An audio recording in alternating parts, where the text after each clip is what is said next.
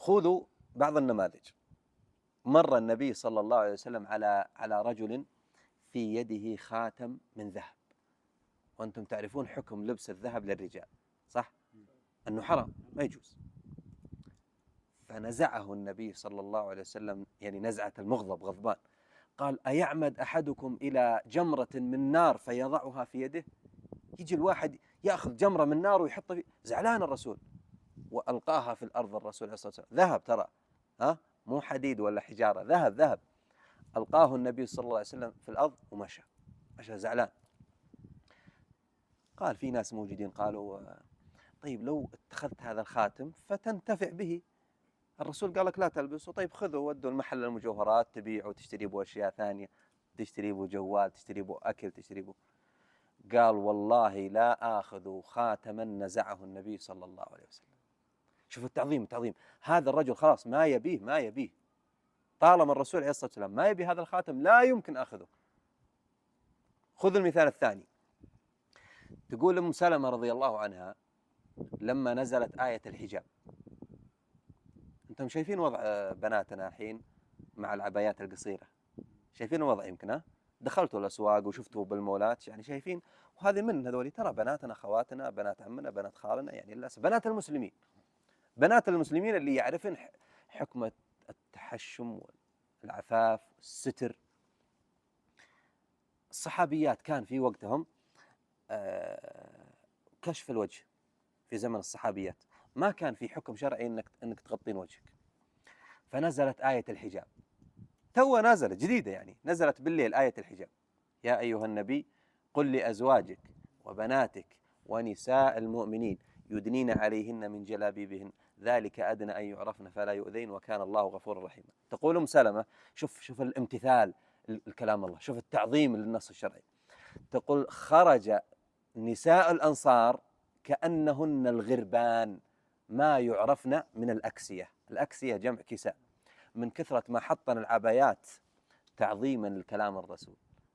الحين شوف لك واحدة من البنات من محارمك وكلمها قال: يا أختي ترى العباية للمرأة لازم تكون طويلة، النقاب لازم يكون ضيق، لازم تلبسي شربات يدين، لازم رجلينك ما تطلع، ولازم تتسترين، لازم العباية تكون وسيعة.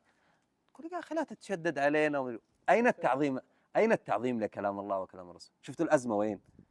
احنا اليوم ترى يا إخواني نعاني من هذه الأزمة. اليوم الناس يعني شيء. خذ على سبيل المثال واحد مسبل رداءه، ثوبه طويل، وهو سامع من قديم: ما أسفل من الكعبين من الإزار ففي النار. قديم سامع، اسمع خطبة جمعة، واسمع بمقطع جوال، اسمع: ما أسفل من الكعبين من الإزار ففي النار. هذا الشخص صاحب الثوب الطويل لماذا لا يمتثل لأمر النبي صلى الله عليه وسلم؟ ليش ما يغير؟ الجواب أن النص الشرعي ما له هكا القيمة عندي. لو له قيمة ترى امتثلت على طول. حتى الإنسان اللي يقول: يا أخي طيب المجتمع أنا خايف من المجتمع، طيب أخاف. أنت كذا ترى عظمت المجتمع أكثر من تعظيمك الكلام الرسول صلى الله عليه وسلم أو كلام الله جل وعلا. صارت الطامة أعظم. يعني أنت الحين ما عظمت الرسول مثل ما ينبغي. الله سبحانه وتعالى يعني يوم جاب لنا الشرع، جاب لنا الدين هذا، يبينا نطبقه ولا لا يا أخواني؟ تتفقون معي؟ يعني الله ترى يوم جاب لنا الدين ما يبيه كمذاكرة نذاكر ونطالع معلومات وناخذ منه فوائد ونحط عليها مسابقات. ما هي السورة التي فيها كذا مسابقات؟ لا، الدين هذا جاء كي يعمل به، عشان نعمل به، مو عشان. ولذلك الصحابة عملوا به، الصحابة طبقوه. حنا اليوم للأسف يا أخواني، للأسف اليوم ما عظمنا الله وعظمنا الرسول صلى الله عليه وسلم كما ينبغي. عبد الله بن مسعود صحابي جليل، دخل مرة المسجد والرسول على المنبر. شوف التعظيم الكلام يا أخي إخواني، شيء عجيب ترى والله. الرسول على المنبر قال: اجلسوا. الرسول يقول للصحابة: اجلسوا. بيحدثهم من على المنبر فوق. عبد الله بن مسعود يقول: سمعت كلمة الرسول صلى الله عليه وسلم يقول: اجلسوا، وأنا على الباب. أول ما دخلت على الباب قال: فجلست على الباب. هذا يدل على إيش؟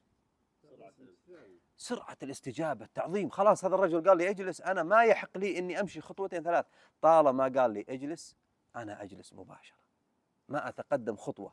وهكذا كانوا الصحابة أبو بكر وعمر، الصالحين من خلق الله جل وعلا، كلهم كانوا على هذا المنهج، تعظيم كلام الله وكلام رسوله صلى الله عليه وسلم.